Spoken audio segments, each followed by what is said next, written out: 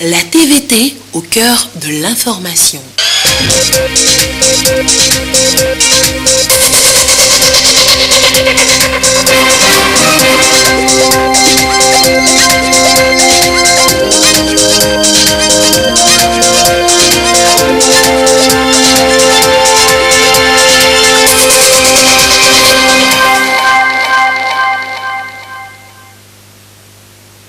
Bonsoir à tous, il est 20h. Dans l'actualité ce soir, le gouvernement et le secteur privé, tous ensemble pour réaliser le PND.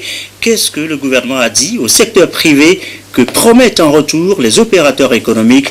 Les conclusions des travaux à suivre tout au début de ce journal. Le président de la CENI en visite à Togo 2000. Le site abrite les OPS pour les prochaines locales en formation depuis quelques jours. Comment se déroule la séance? Quelles sont les attentes? Nous le saurons dans cette édition. Et puis, c'est toujours un régal sur place. Bafilo en fête avec la danse Simpa, apothéose de l'édition 2019 ce week-end. Voilà, madame, messieurs, le sommaire. Bienvenue. Voici le 20h. C'était la semaine dernière, vendredi précisément. Le gouvernement faisait face au secteur privé sur le PND.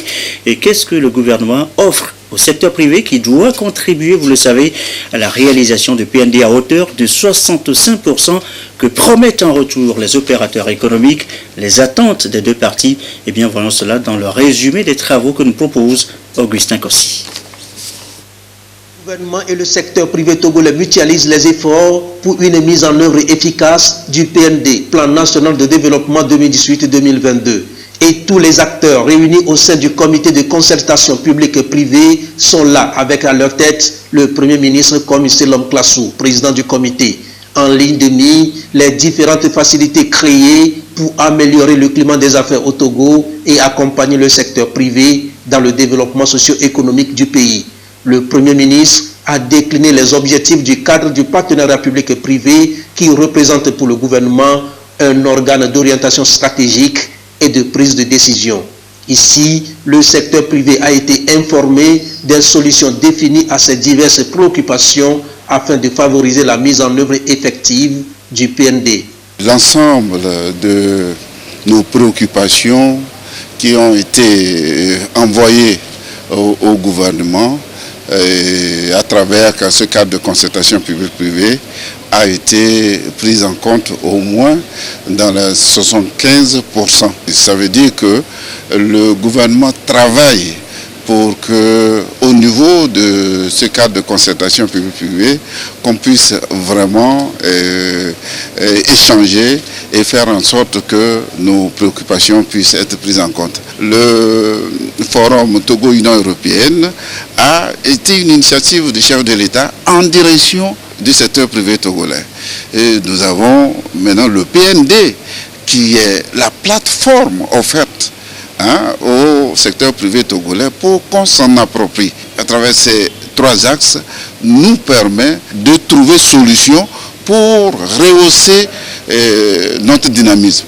Mettre en place un hub logistique d'excellence et un centre d'affaires de premier ordre dans la sous-région, développer des pôles de transformation agricole, manufacturier et d'industrie extractive et renforcer les mécanismes d'inclusion économique et sociale. Ces trois axes stratégiques du PND fortement intégrés constituent la base d'un système productif diversifié.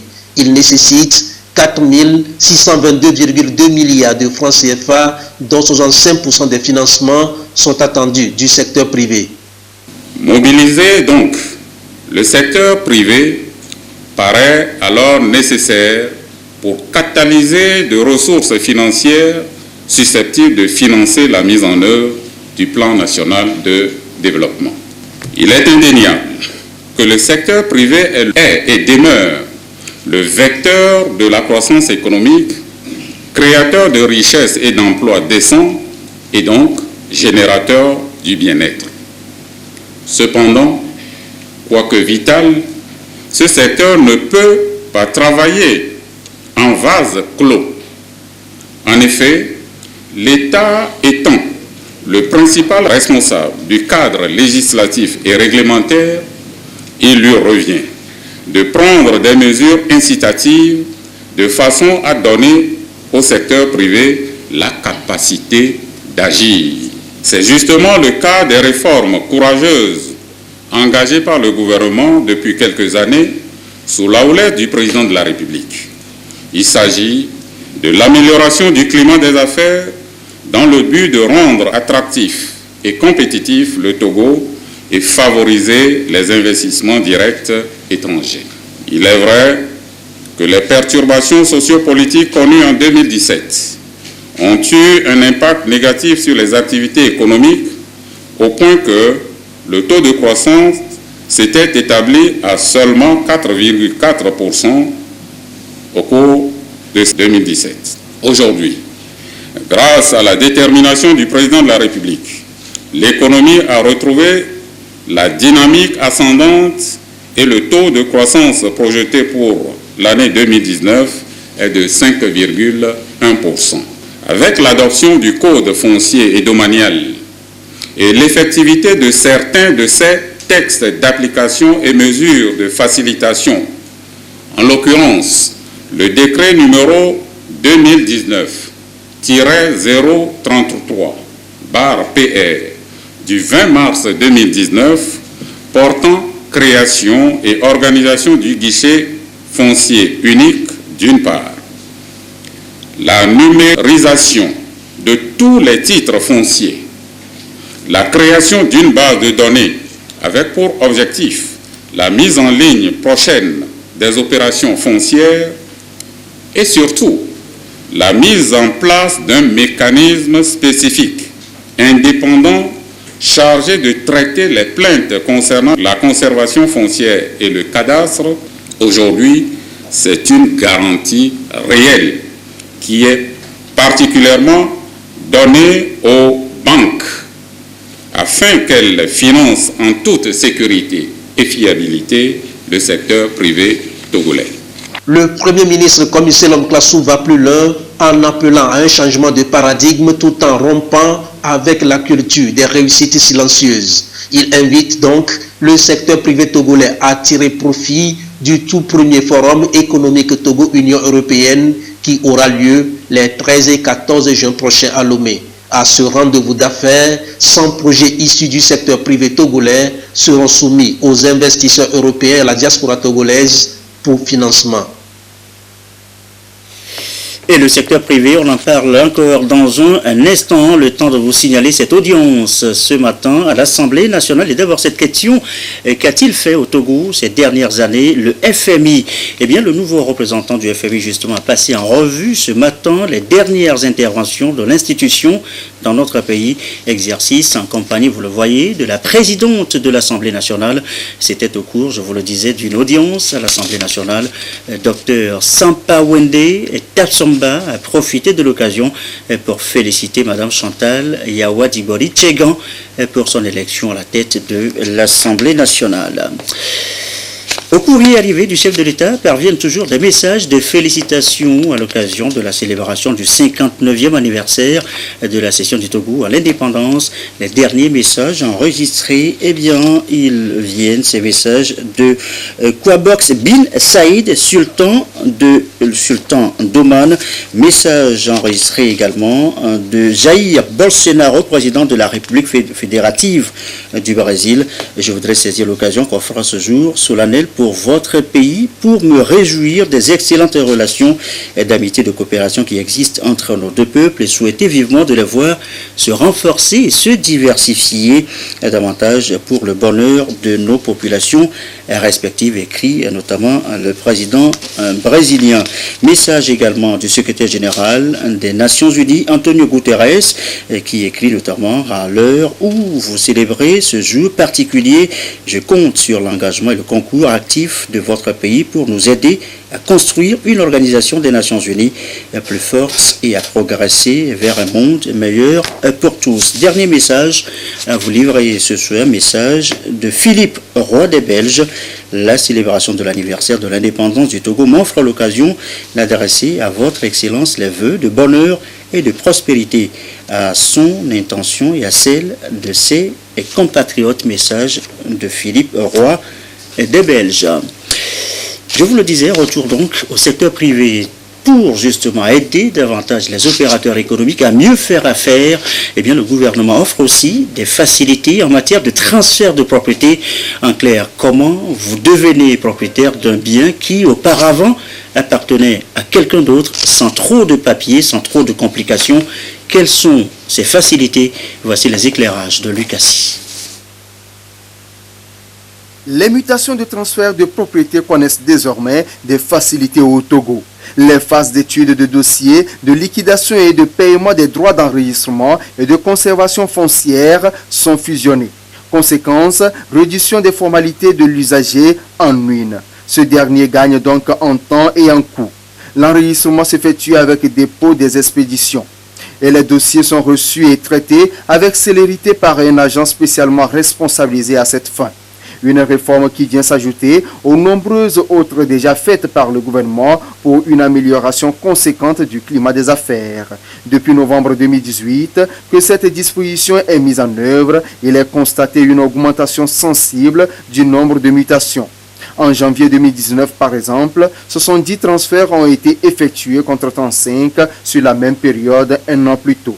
Preuve de l'efficacité et de la pertinence de cette réforme. L'allègement fiscal effectué par le gouvernement est l'autre aspect important des réformes en matière de transfert de propriété. Toutes les opérations de mutation sont facturées à 35 000 francs CFA contre 4% de la valeur vénale auparavant. Les frais d'enregistrement de la mutation et de conservation foncière sont ainsi cumulés. Les normes de service du cadastre sont désormais publiées sur une plateforme numérique et sont accessibles aux usagers en ligne. Ceci en vue de renforcer la transparence de ces services. En plus, la gestion des plaintes est réorganisée. Un formulaire de plainte est disponible sur le site de la direction du cadastre et de la conservation foncière et de l'enregistrement, en ce sens depuis décembre 2018. Et un bureau spécial en charge de l'audit interne et de la corruption est chargé de traiter les plaintes et d'en assurer le suivi. L'Office togolais des recettes OTR a mis en place une base de données électronique sur le foncier et qui permet de consulter l'historique des titres de propriété. Elle permet ainsi de délivrer des copies de titres de façon instantanée et de procéder à tout type de recherche. Il est aussi plus facile pour la direction du cadastre de publier mensuellement les statistiques des titres fonciers mutés. Ces opérations sont effectuées dans un délai de 8 jours en moyenne contre 10 par le passé. Le nombre total de mutations s'élevait à 272 contre 130 enregistrés en 2017. Les honoraires d'un notaire pour les mutations gré à gré ont connu aussi une baisse considérable. Il en est de même des frais de délivrance des copies des titres fonciers en 24 heures en moyenne à un coût de 2 000 francs CFA contre les états descriptifs qui étaient de 10 000 francs CFA délivrés en 48 heures en moyenne. Voilà les explications de Luc Assis. Et puis vous êtes dans le bâtiment, ce rendez-vous pour vous. À noter déjà, en octobre prochain aura lieu la 2e édition du Salon africain. Un rendez-vous des professionnels du BTP d'Afrique et d'ailleurs. Pourquoi faire? Eh bien voici les explications de Carmen Magiakapou. Du 22 au 27 octobre prochain, Lomé va abriter la 2e édition du Salon africain du bâtiment à Fribat, Togo.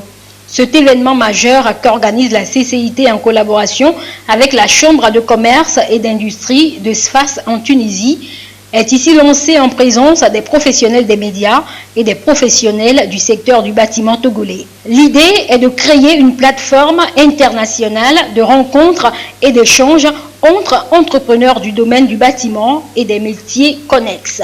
ça sera un salon du donner et du recevoir, parce que les Tunisiens auront aussi à pouvoir apprendre des Togolais. Et donc, je suis sûr que déjà les Tunisiens s'apprêtent pour venir très nombreux et nous en sortirons gagnants. L'ensemble des chambres consulaires de la CPCCAF seront invités à venir participer. Cette initiative de la Chambre de commerce et d'industrie du Togo est la bienvenue selon l'Ordre national des ingénieurs du Togo. Pour eux, cette deuxième édition du salon Afribat leur offre une grande opportunité pour développer le secteur du bâtiment au Togo. Il y a des commissions qui sont mises en place pour pouvoir travailler en étroite collaboration avec les Tunisiens pour l'organisation de ce salon.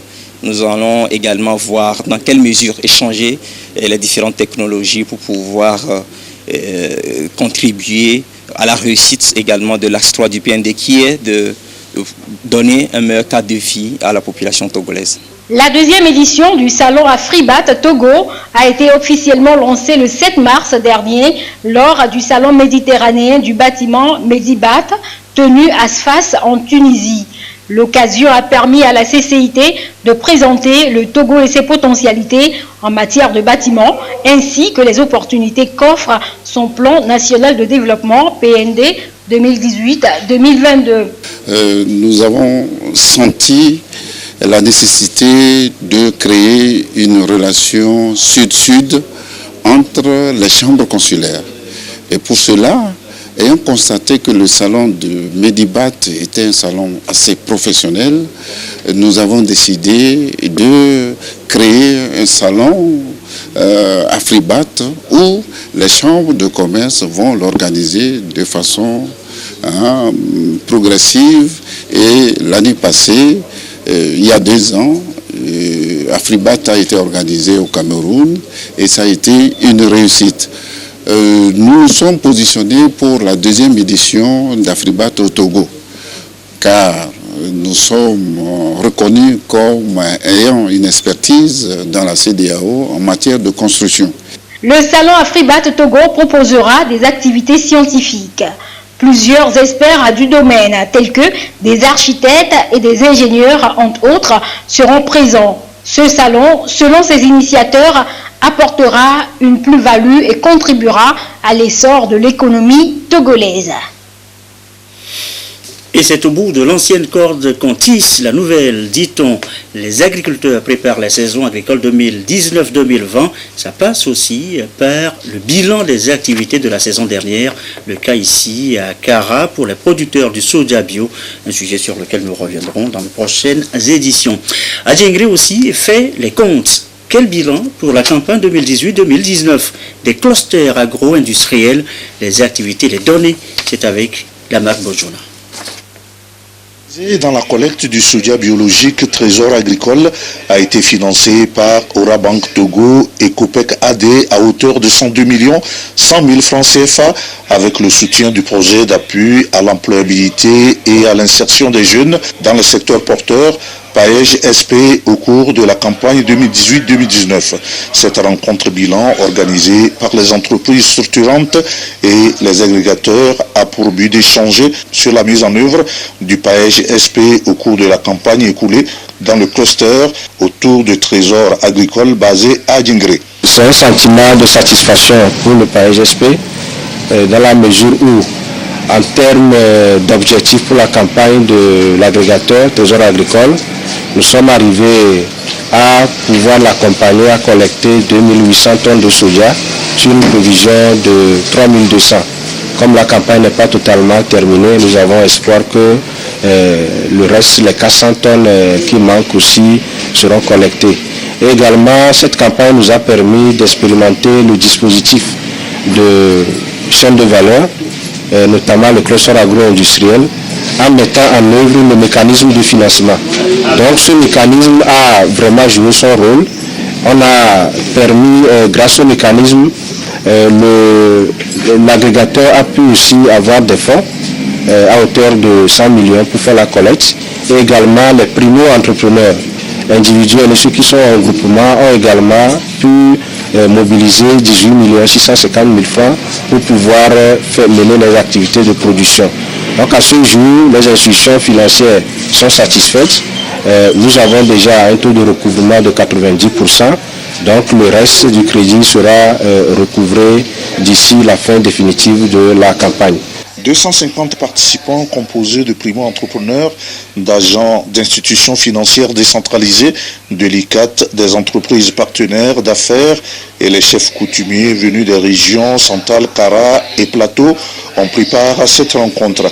Ils ont échangé sur les résultats de la campagne 2018-2019, puis les orientations et les objectifs de la nouvelle campagne 2019-2020 ont été élaborés et validés.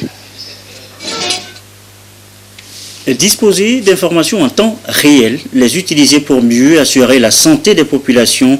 L'OMS s'emploie à mettre tous les pays au même niveau. Un nouveau programme est déroulé à Lomé depuis ce matin. C'est pour atteindre un objectif précis, lequel les précisions de Kouassiglet avec Arnaud Kidjifou. Selon l'Organisation mondiale de la santé, plus de 800 crises sanitaires, des cas de cyclones et des épidémies sont signalés dans les pays francophones d'Afrique. Et c'est grâce au système d'information géographique institué par l'OMS que des réponses conjointes et urgentes ont été apportées pour gérer ces crises épidémiologiques. Cet atelier s'inscrit dans le cadre des efforts de l'Organisation mondiale de la santé, notamment le bureau régional de l'OMS, d'apporter un appui technique dans les pays, notamment ceux de la région d'Afrique francophone, dans le cadre du renforcement de leur capacité en matière de gestion d'informations sanitaires. Je pense qu'il y a énormément de progrès qui ont été faits dans les pays de la région francophone. Quand on prend le Togo par exemple, c'est l'un des pays qui a réussi à éliminer la filariose lymphatique, ce qui est un progrès énorme qui a été réalisé, et je voudrais saisir cette opportunité pour féliciter le gouvernement pour ce succès qui est vraiment, je pense, une fierté pour l'ensemble de la région africaine. Pour l'organisation onusienne, il faut renforcer la surveillance des structures de chaque pays dans la collecte rapide des données, le traitement et la diffusion des informations en santé publique. Déjà seulement l'année dernière, les pays de la région africaine ont connu autour de 800 événements de santé publique en termes d'urgence et d'épidémie, que ce soit en termes de maladies infectieuses ou même toutes sortes de phénomènes qui impactent la sécurité et menacent donc la sécurité de santé publique et ont un impact négatif sur le développement social et économique de nos pays. On sait tous ce qui se passe actuellement avec l'épidémie d'Ebola en Afrique centrale, en RDC, la survenue des cyclones, etc., et d'autres fléaux qui menacent sérieusement la région africaine de l'OMS nous interpellent et donc nous rappellent la nécessité de mieux nous préparer à répondre aux urgences et aux risques. Cette rencontre régionale qui se tient à Lomé témoigne à suffisance des efforts du Togo dans la gestion des crises sanitaires.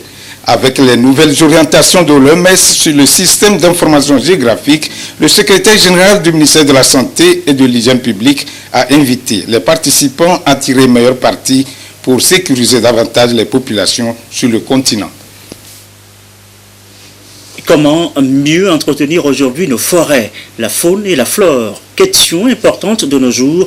Des réflexions sont menées, le cas ici, encore à Lomé depuis ce matin. Objectif, mobiliser plus de ressources sur une période déterminée. Karine Orlando et Demsosoupo. Pour une gestion durable de l'écosystème forestier, le Togo dispose depuis 2017 de son plan national d'investissement forestier PNIF.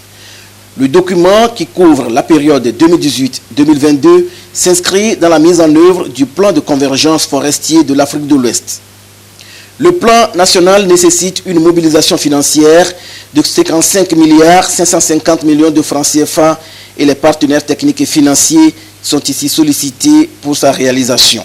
Une concertation pour explorer des opportunités de financement du PNIF. De façon concrète, c'est des projets que nous allons développer avec les partenaires Nous avons déjà commencé par développer un certain nombre de projets.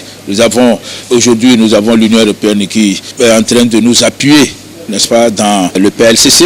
Et il y a d'autres initiatives encore qui sont en cours. Le dernier inventaire forestier national a montré que nous avons un taux de couverture de 24,24%. Mais nous voudrions aller vers les 30%. Et ceci voudrait dire que nous allons pouvoir contenir les coupes illicites, contenir la déforestation, contenir les feux de brousse et contenir l'agriculture sur brûlis.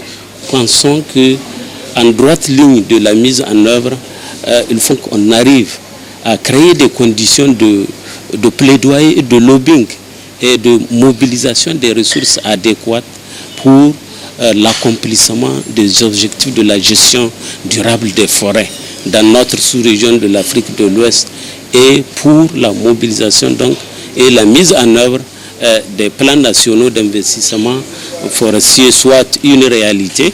Cette réunion de concertation vient renforcer le processus de planification et de mise en œuvre des pratiques appropriées pour une utilisation responsable des forêts. Il a même souhaité une coalition des partenaires techniques et financiers pour susciter leur engagement et harmoniser leur action. Également dans l'actualité, je vous l'annonçais d'ailleurs en titre, la visite à Togo 2000 du président de la CENI.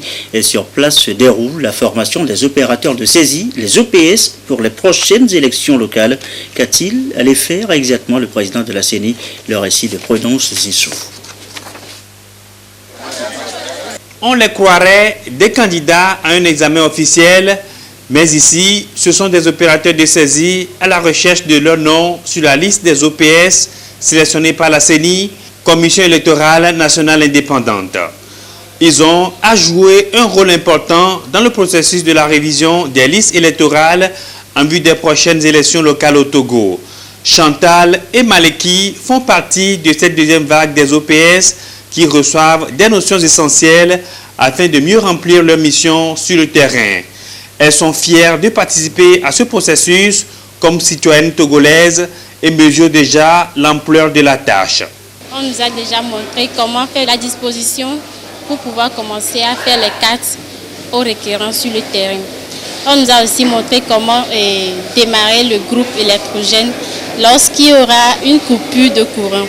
Ce sera d'acheminer les kits, recevoir les pétitionnaires, remplir leurs fiches, leur établir la carte et gérer les contentieux. 6 000 opérateurs de saisie seront déployés dans 30 circonscriptions électorales à travers le pays. Cette étape du processus est délicate. Les OPS vont devoir gérer les nouvelles inscriptions, les transferts, les duplicata de cartes et même les modifications, d'où un encadrement strict. Ici, on les apprend à utiliser le kit. Lorsqu'ils sont déployés sur le terrain, comment utiliser le kit, la malle qu'on leur remet pour pouvoir enrôler de nouvelles personnes. Du coup, ils doivent connaître toutes les opérations qui doivent se faire. Lorsqu'un requérant, un candidat électeur se présente à eux, si c'est un duplicata, ils doivent savoir où passer pour faire le duplicata à la personne. Si c'est une modification, c'est pareil.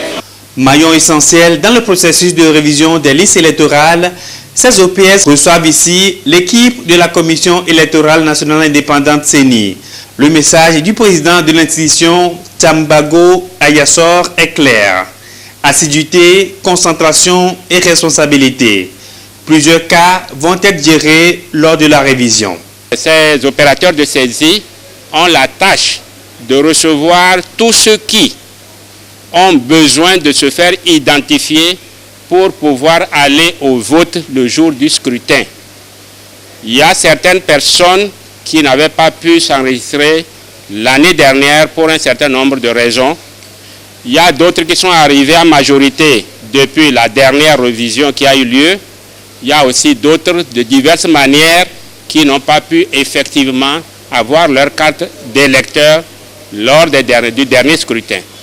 Tous ceux-là sont appelés à travers le processus en cours de se mobiliser pour pouvoir se recenser le jour venu. La révision des listes électorales et la tenue des élections locales, c'est pour bientôt. La CENI se prépare activement pour la réussite du processus. Elle donne des précisions sur les différentes étapes du processus. Nous avons soumis au gouvernement un certain nombre de propositions de dates pour la tenue à la fois de la révision et du scrutin. J'insiste pour dire que c'est le gouvernement qui appelle le corps électoral, qui fixe les dates de révision ou de recensement selon les règlements en vigueur et également qui fixe la date du scrutin. Ce que vous avez pu entendre n'était que des propositions à l'attention du gouvernement qui, le moment venu, prendra les dispositions et publiera les actes qui consacreront ces propositions si elles sont acceptées. Cet engagement de la CENI se manifeste déjà à travers la mobilisation faite en amont afin que tous les acteurs de la chaîne puissent jouer convenablement leur partition pour un fichier électoral fiable et des élections locales réussies.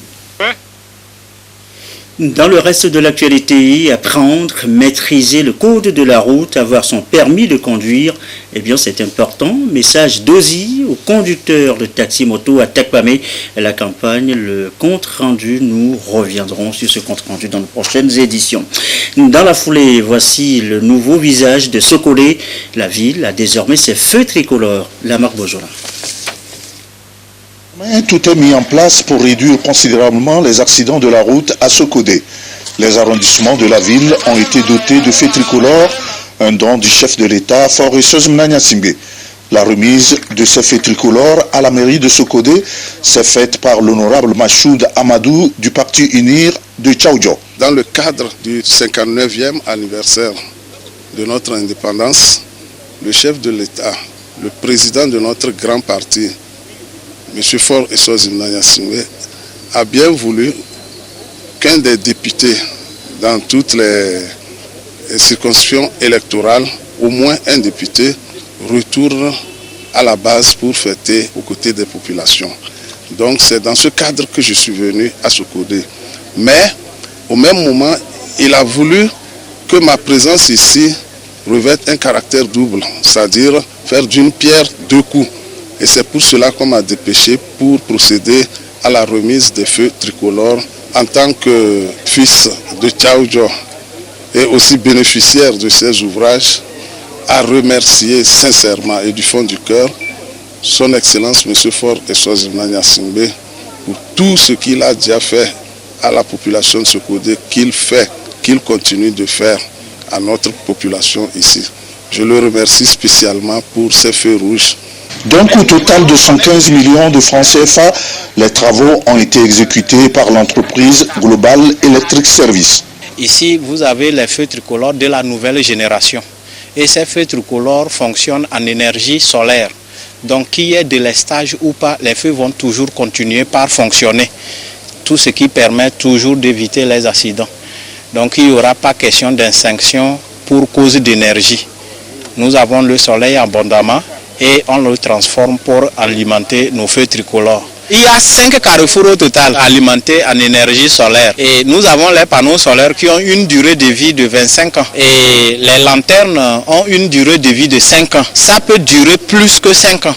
Le bénéficiaire, la mairie de Sokodé, a remercié le président de la République pour ce don qui vient réduire l'incivisme de la jeunesse dans la conduite des engins. Peu après cette remise des feux tricolores, l'honorable Machoud a rencontré les militants du parti UNIR de sa zone pour une réjouissance populaire. La rencontre a permis au député Machoud Amadou de transmettre les salutations du président du parti aux militants pour leur dévouement lors du scrutin législatif de décembre 2018. Allez, on boucle cette édition par Bafilo, mais nous n'aurons pas les images. L'attraction sur place, eh bien, c'est la danse Simpa, je vous l'annonce en titre. Le concours de l'édition 2019 a livré son verdict. Nous y reviendrons dans les prochaines éditions. Ce communiqué, avant de boucler cette édition, communiqué du ministre de la Défense et des anciens combattants.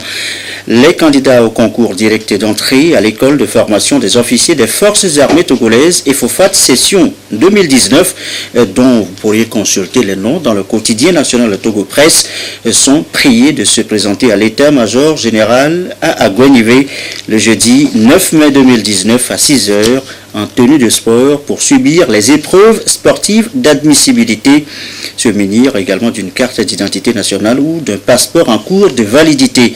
Tous ceux qui ne se présenteront pas à la date indiquée seront considérés comme démissionnaires. Vous pourriez donc consulter les noms dans le quotidien national Togo Presse. Et ceci referme ce journal. Merci à vous qui nous suivez ce soir à Bafilo et comme d'habitude, toujours fidèlement. Belle soirée.